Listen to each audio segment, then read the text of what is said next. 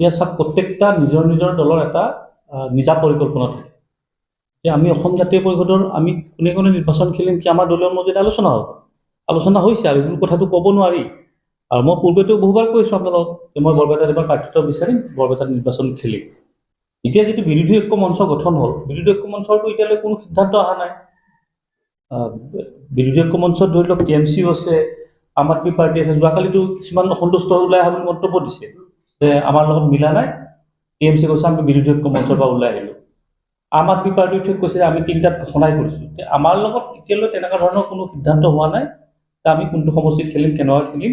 এইটো এটা ওপৰে ওপৰে কথা এটা ওলাই আছে, যাৰ বাবে মই পূৰ্বে কৈছোঁ যে বৰপেটা লোকসভা সমষ্টিত মই প্ৰাৰ্থিত্ব বিচাৰিছোঁ। আৰু বিচৰাৰ কাৰণটো হৈ গ'ল হাজো বৰ্তমান বিধানসভা সমষ্টিত বৰপেটা লোকসভাত অন্তৰ্ভুক্ত হৈছে। তাত মই বিচাৰাটোতো অপৰাধ হ'ব নোৱাৰে, গতিকে মই বিচাৰিছোঁ, মই এতিয়াও সাজু সম্পূৰ্ণ। আৰু 2 এদিনতে ধৰি লওক সিদ্ধান্ত হ'ব। এতিয়া দলৰ মজিয়াত কি ধৰণে মোক নিৰ্দেশ দিয়ে বা কেনেকুৱা ধৰণে আগুৱাই দিব বা কেনেকুৱা ধৰণে কি সিদ্ধান্ত ল'ব, সেইটো ধৰি লওক বিৰোধী ঐক্য মঞ্চৰ নেতৃত্ব লোৱা কংগ্ৰেছে যেতিয়া ঘোষণা কৰিব তালিকাখন, তেতিয়াহে স্পষ্টকৈ কথাবিলাক আহিব।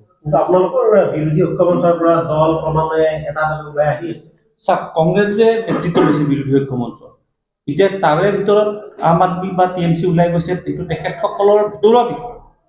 কংগ্ৰেছ আৰু আম আদমিৰ ভিতৰৰ বিষয়। এতিয়া মই ক'ব পাৰিম অসম জাতীয় পৰিষদ ওলাই, কংগ্ৰেছত নহয়, মইতো কংগ্ৰেছৰ টিকেট বিচাৰি নাযাওঁ, মই কংগ্ৰেছৰ নেকি, মইতো কংগ্ৰেছৰ নহয়, মই অসম জাতীয় পৰিষদ। মই আমাৰ দলক কৈছোঁ মই বৰপেটাত খেলিম বুলি। মই পূৰ্বে বহুবাৰ আপোনালোকৰ সংবাদ মাধ্যমকো কৈছোঁ যে মই বৰপেটাত খেলিম। আৰু বৰপেটাত খেলাৰ মূল কাৰণটো হৈ গ'ল যে এতিয়া হাজো বিধানসভা যেতিয়া বৰপেটাত অন্তৰ্ভুক্ত হৈছে, এইটোতো মোৰ স্থানীয় হৈ গ'ল, মই ইয়াৰ লোকেল ভোটাৰ হৈ গ'লোঁ বৰপেটা লোকসভা। তাত কোনো ধৰণৰ ভিতৰৰ কথা অহাই নাই। যদি আজি 2-3 পিছত কংগ্ৰেছে যদি তালিকাখন ঘোষণা কৰে যে বৰপেটা আমি অমুকক এৰি দিলোঁ বা টুলু আহমেদ খেলিব বা CPM-ক দিলোঁ বা কংগ্ৰেছক দিলোঁ, তেনেকুৱা যদি এটা সিদ্ধান্ত, সেইটো আমিওতো সন্তুষ্ট হ'ব লাগিব, মইতো সন্তুষ্ট হ'ব লাগিব। এনে ধৰি লওক মই এবাৰ ইয়াতে নিৰ্বাচন কৰিছিলে কংগ্ৰেছৰ শিবিৰত খেলিলোঁ, তাৰপিছত কংগ্ৰেছৰ লগত মোৰ বিতৰ্ক হয়, মই ওলাই কিনে অসম জাতীয় পৰিষদত খেলিলোঁ। এতিয়া মই ৰাইজৰ ওচৰত যাবতো মোকো এটা ৰাস্তা লাগিব। মই ৰাইজৰ ওচৰত ভোট বিচাৰি যোৱা বিৰোধী ঐক্য মঞ্চই যদি ভাবে যে বৰপেটা আসনখন আমি জাতীয় পৰিষদক এৰি দিওঁ, এতিয়ালৈ ভাল চূড়ান্ত হোৱা নাই, বা CPM-ক এৰি দিওঁ বা CPM-ক দিব বুলি খবৰ এটা ওলাই আছে, এইটো বাতৰিত ওলাই আছে, কিন্তু একোতো চূড়ান্ত হোৱা নাই এতিয়ালৈ। এতিয়া CPM হৈ গ'ল, CPM-ৰ বিধায়কগৰাকী হৈ গ'ল সৰ্বগৰ, হয় তেখেত স্থানীয়। ঠিক তেনেকুৱা যদি কংগ্ৰেছক দিয়ে, কংগ্ৰেছৰ কোন পাৰ্টি দিব, কংগ্ৰেছৰতো প্ৰত্যেকে বিচাৰিছে। আৰু আপোনালোকে যে কয় যে আপোনালোকক এৰি দিব ডিব্ৰুগড় লোকসভাত কংগ্ৰেছৰ এইটো প্ৰাৰ্থিত্ব বিচাৰিছে।